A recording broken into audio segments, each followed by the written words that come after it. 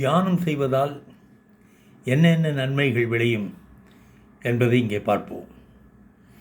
தியான நிலையில் இருதய துடிப்பு குறைகின்றன, இரத்த அழுத்தமும் குறைகிறது, மூச்சு தளர்கிறது, இரத்தத்தில் ஏற்படும் லாக்டிக் அமிலம் என்ற நச்சுப்பொருள் அளவும் குறைகின்றது, தோலின் மின்தடை அதிகரிக்கின்றது.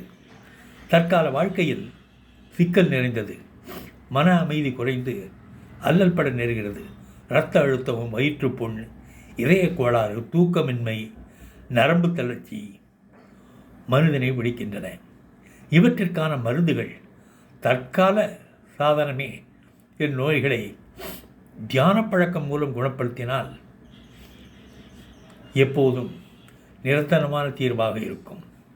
மனிதனின் உடல் திறன், உள்ளத்திறன், சிந்தனை, ஆற்றல் இவை தியானங்களால் அதிகரிக்கின்றன.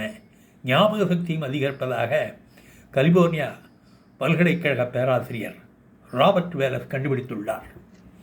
ஆகவே தியான நிலையின் எல்லையே சமாதி. தியானம் இருக்க தினமும் ஒரு அரை மணி நேரமாவது பழகிக்கொள்வோம்.